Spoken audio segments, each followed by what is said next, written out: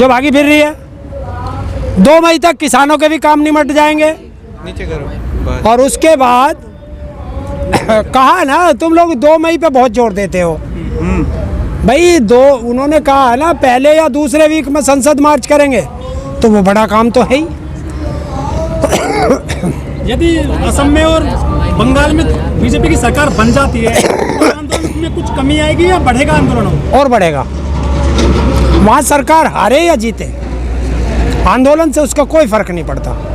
आंदोलन अपने हिसाब से चलता रहे। सरकार ये नहीं कहेगी कि ये तो कुछ ही किसान है, बाकी बंगाल में भी तो किसान है।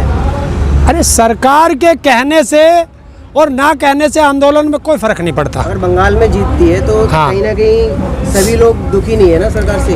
अरे यार, सरकार से तो हिंदुस्तान का 99% लोग दुखी है। पर एक मैंने पहले बता रहा हूँ और फिर बता देता हूँ। जैसे एक राक्षस की जान तोते में होती थी, ऐसे ही इस मोदी की जान ईवीएम में है। ईवीएम हटा दे, ये गली मोहल्ले का चुनाव नहीं जीत सकते। वो तो विपक्ष के घर भी मिलती है क्या इसे केवल मैं मशीन मिलने की क्यों मिली? इसका मतलब सभी कहाँ चुनाव आयोग कहाँ है? पानी भरने चला गया था क्या? सरकार के बर्तन मांजने गया था? इतनी गुलामियत, निष्पक्ष संस्था हो के गुलामियत इतनी कर रहा है कि उसकी मशीन भी कोई ले जाए और कोई कार्रवाई नहीं। अब अगर बीजेपी जीतती है तो सवाल नहीं उठा सकती ना। क्यों? हम तो उठाएंगे। फिर तो ममता पे भी उठेंगे। हम क्या मना कर रहे हैं ममता को? दोनों को ही खारिज करो। दोनों को ही खारिज। मैं तो ये कह रहा हूँ चुनाव आयोग भी खारिज हो। ये जितने चुनाव आयोग में बैठे हैं इनकी संपत्ति की जांच हो। और जितने सरकारी कर्मचारी है वो चाहे इस्तीफा दे के आए चाहे रिटायर होके आए, उस पर बैन लगे कि 10 साल तक वो किसी भी संवैधानिक पद पे नहीं बैठ सकता। सारी सिस्टम करेगा कौन? करेगा देश में होगा।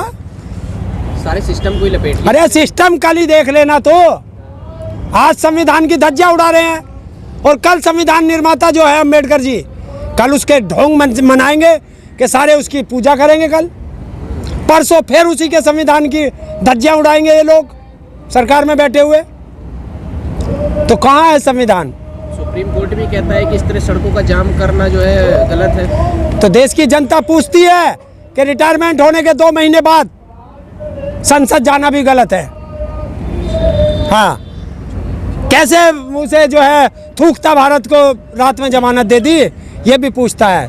क्या यार, किसान आंदोलन चल रहा है 5 महीने से, तो जो फसल आई है गेहूं की, जौ की, क्या उसको कुछ एमएसपी वगैरह मिल रही है किसानों को? देखिए, अगर एमएसपी मिलती तो यहाँ क्यों लौटते?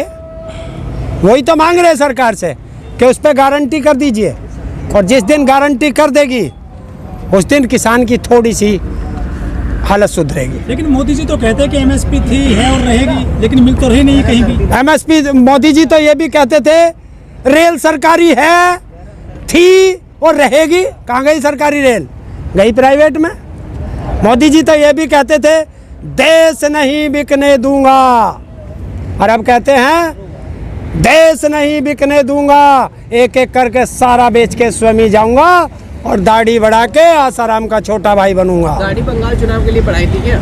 ये तो तुम्हें पता होगा, तुम ज्यादा हो उसके। आप रविन्द्रनाथ टैगोर। पाकिस्तान डरता है उनकी दाढ़ी से। पाकिस्तान डरता है तो फिर वहीं भेज दो भाई, उसे बॉर्डर पर बैठा दो। इसे ये नहीं पता कि पाकिस्तान में सारे दाढ़ी वाले ही हैं। पता है इसे?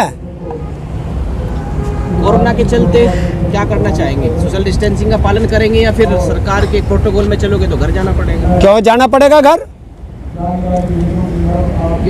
की सुरक्षा के उसमें कार में अकेला जाऊंगा या पत्नी के साथ जाऊंगा तो चालान कटेगा, और रैली में जाऊंगा तो वो तो बंगाल की बात है, यहाँ की बात करो ना, बॉर्डर की। क्या बॉर्डर की बात करें?